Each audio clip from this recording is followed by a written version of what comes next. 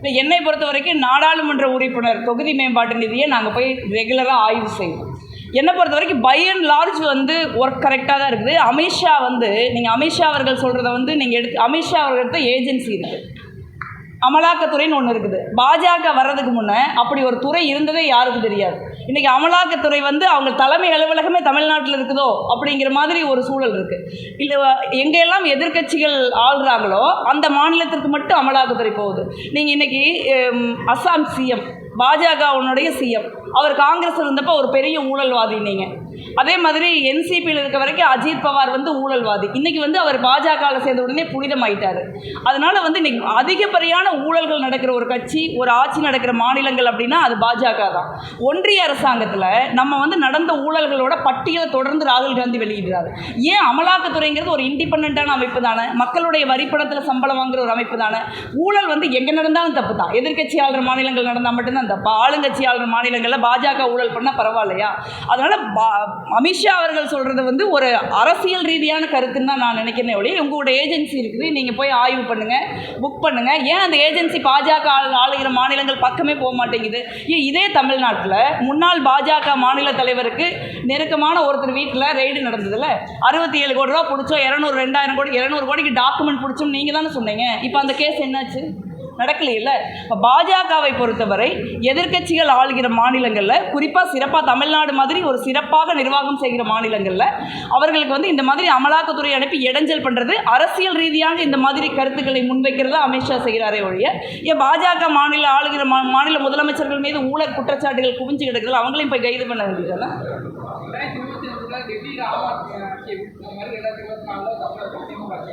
இது நான் நேற்று சொன்னேன்.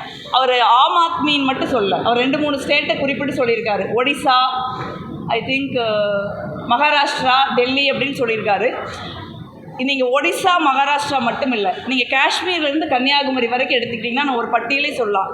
காஷ்மீரில் பிடிபி, பஞ்சாபில் அகாலிதளம், அஸ்ஸாமில் அஸ்ஸாம் கணபரிஷத், நார்த் ஈஸ்ட் மாநிலங்கள் இருக்கிற மாநில கட்சிகள், ஜேடிஎஸ், ஜேடியு, இந்த மாதிரி பல்வேறு, மகாராஷ்டிராவில் சிவசேனா, இந்த மாதிரி பல்வேறு மாநில கட்சிகளோட பிஜேபி கூட்டணி சேர்ந்து அந்த மாநில கட்சிகளை ஒழித்து விட்டு அந்த இடத்துல தேர்தலில் முறைகேடு பண்ணி தான் அவங்க தொடர்ந்து ஆட்சி அமைக்கிறாங்க.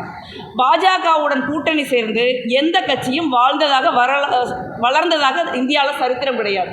அவங்க அழிஞ்சிருக்காங்க, மண்ணோடு புதைக்கப்பட்டிருக்காங்க. இங்கே துரதிர்ஷ்டவசமாக அதிமுக அவங்கள மிரட்டி பணிய வச்சு தான் இந்த கூட்டணி அமைஞ்சிருக்குதுங்கிறது நம்ம எல்லாருக்குமே தெரியும். பாஜகவுடன் கூட்டணி சேர்ந்த கட்சிகள் எல்லாம் எப்படி அழிவு பாதையில் சென்றதோ அதே நிலை தான் அதிமுகவுக்கும் இங்கே வருங்கிறத நான் வருத்தத்தோடு சொல்கிறேன். அதைத்தான் அமித்ஷாவும் கோடிட்டு காட்டுறாருன்னு நான் நினைக்கிறேன். இல்லை, அரசியல் கட்சிகள் கூட்டணி அமைப்பாங்க. இப்போ இந்தியா கூட்டணியும் ஒரு மிகப்பெரிய கூட்டணியாக தான் இருக்குது. அரசியல் கட்சிகள் கூட்டணி அமைக்கிறத பற்றி ஒன்றும் பிரச்சனை கிடையாது. எல்லாரும் ஏதோ ஒரு விதத்தில் தேர்தலை எதிர்கொண்டு தான் ஆகணும்.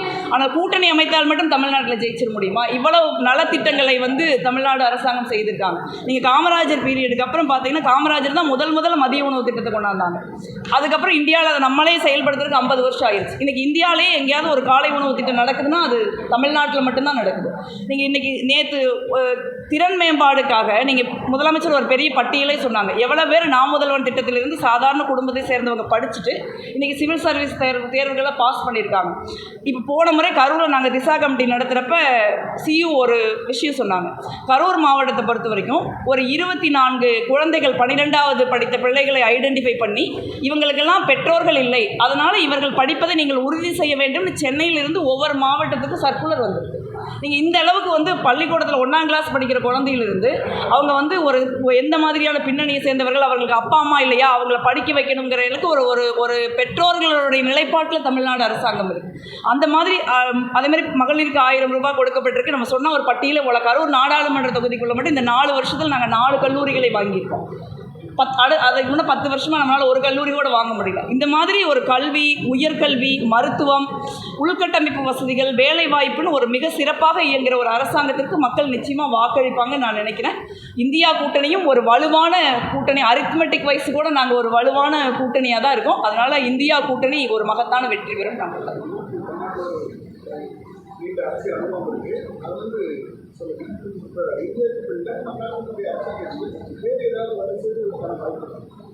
இப்போ தேர்தலுக்கு இன்னும் 8-9 மாதம் இருக்குது. ஒரு 9 மாதத்துக்கு முன்னே என்ன நடக்கும்னு நம்ம ஜோசியம் சொல்ல முடியாது. பட் எனக்கு தெரிஞ்ச வரைக்கும் இந்தியா கூட்டணிங்கிறது இன்டாக்டாக இருக்குன்னு தான் நான் நினைக்கிறேன். செய்திகளை உடனுக்குடன் தெரிந்து கொள்ள கீழ்கண்ட கேபிள் மற்றும் டிடிஹெச் நெட்வொர்க்குகளில் எம்நாடு செய்தி தொலைக்காட்சியை காணுங்கள். பாதகம் செய்பவரை கண்டால் நாம் பயம் கொள்ளலாகாது பாப்பா. மோதி மிதித்து விடு பாப்பா, அவர் முகத்தில் உமிழ்ந்து விடு பாப்பா. அண்மை செய்திகளை உடனுக்குடன் தெரிந்து கொள்ள இணைந்திருங்கள் எம்நாடு தொலைக்காட்சியுடன்.